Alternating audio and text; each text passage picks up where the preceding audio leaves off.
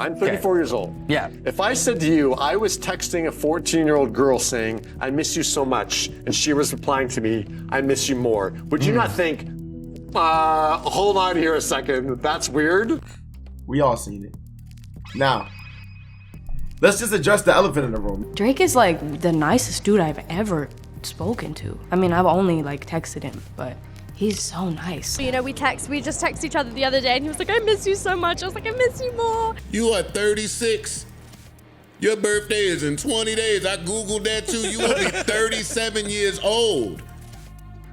Get the away from some of these younger and stop these 25-year-olds. Drake is not who we all thought he was. At first glance, his Mr. Nice Guy image might fool you into thinking he's innocent, but he isn't. There's a whole other side to him that's extremely creepy. And now he's finally being exposed for who he really is. Drake has been getting a lot of attention recently, and it's not the good kind. It all started a couple of weeks ago after Usher's Super Bowl performance. An intimate clip of Drake started circulating online, and it had everyone talking for all the wrong reasons. Like that wasn't bad enough, Drake's response to the backlash he was getting proved that he didn't care one bit about everything that was going on. But let's be honest here, should this really come as a surprise to us? This isn't the first time Drake has done something wrong and risky, and it probably wouldn't be the last time. But the only difference now is people are tired of making excuses for him, and it's finally time for Drake to face the consequences of his actions and get his own Diddy treatment. Drake has been a piece of garbage since the early 2010s. I feel so happy and justified now that the rest of the world is slowly starting to catch on to his nasty behavior. So Drake's leaked video has brought much attention to his past, and so many crazy things about him are being exposed. First up is his alleged grooming history, which was exposed by a 2010 video of one of his concerts. In this video, Drake was seen performing before he invited a girl from the audience to join him. At first, nothing seemed suspicious about the whole thing, just an ordinary artist-fan interaction, right? But the truth is, everything that happened on stage was wrong. In the video, Drake was seen feeling up this lady before asking her age, and she responded by saying she was 17.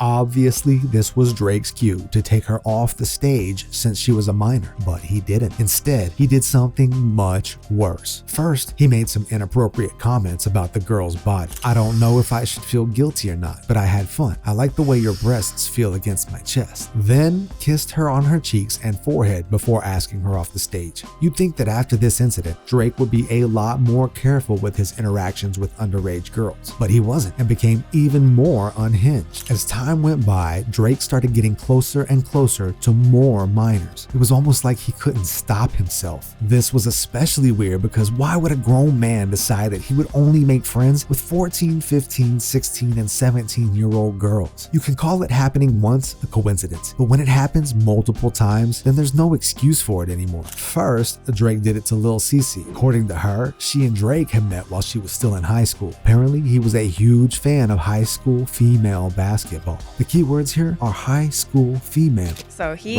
really was a fan of supported one of my teammates at the time. And this is when you're in high school? Yeah, in high school. So he was a fan of women's basketball, high school basketball.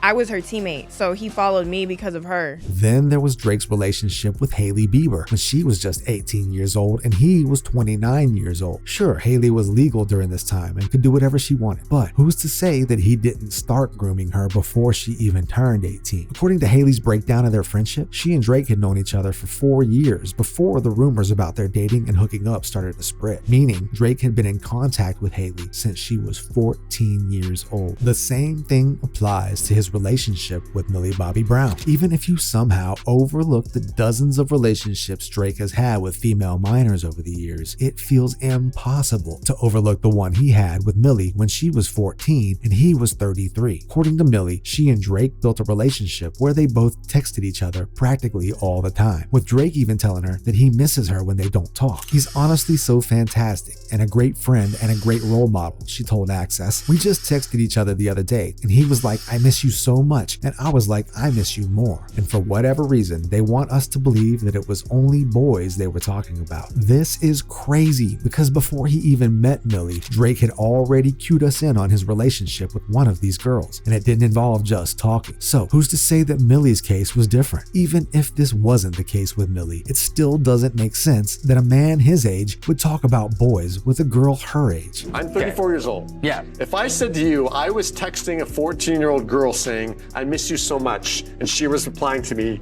I miss you more, would you not think, hold on here a second, that's weird? If Drake was actually innocent and didn't do all the things he was accused of doing to minors, you'd think he'd take a hint and decide to stay away from underage girls for good, but he didn't. This alone should let you know that there might be truth to these accusations. Billie Eilish's Vanity Fair interview proves this. Back then, 17-year-old Billie had sat down for an interview and revealed that one of the most famous people she was talking with at the time was Drake. According to her, Drake was one of the nicest people she had ever met, and this meant a lot to her because he wasn't forced to be nice to her, he just decided to be. She may not have known it back then, but he knew exactly what he was doing, especially because he tends to fade out of the picture the older these girls become. Drake is like the nicest dude I've ever spoken to. I mean, I've only like texted him, but he's so nice. Minus allegedly being into minor, Drake apparently is also a creep and can't seem to keep it in his pants. So much so that it's now easy to predict who he goes after and when, just like Tyla's case. After blowing up last year with her hit single Water, Tyla revealed that she knew Drake was going to try and come for her, and just like she had guessed, he made his move by following her on Instagram. Like definitely Drake,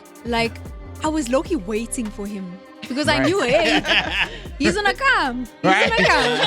So I was waiting for that follow and hey, he was there. The craziest part about all of these revelations is that Drake doesn't seem to care about what people think about him. He's still going around doing what he wants to do and forcing himself on people who obviously don't want him, just like he did to Layla 7 years ago. In 2017, Drake had apparently SA'd a woman named Layla Lace. According to Layla, this incident happened during the British leg of Drake's Boy Meets World tour. The story behind this is pretty insane. Layla claimed that she had booked a flight to see Drake during his concert, and one thing led to another and they became intimate, but this wasn't consensual. So she threatened Drake that she was going to come out with the news. Drake, on the other hand, claimed that Layla had booked a flight to see him, and after this they became intimate, and it was consensual. But then afterwards, she forced him to do some stuff with her and claimed she was pregnant. According to Drake, he asked her to do a paternity test because of this. She was a no-show. So he knew she was lying, and because of this, he ghosted her. But Layla wasn't too happy with this development, so she decided to start spreading lies about him, and he in return decided to sue her for defamation, fraud, emotional distress, and abusive process. But before the case could go anywhere, out of nowhere, they both settled out of court, with him paying her $350,000. This was very suspicious because why would Drake sue Layla but then decide to pay her and settle out of court? If he was actually innocent, then why would he spend so much money? And don't even get me started on how specific their settlement document was. Drake and his team wrote down an agreement saying that Layla was no longer allowed to repeat the past statements she made against Drake. So now the big question is, why would Drake demand something like this if he wasn't trying to cover something up? Think about it. Drake sued her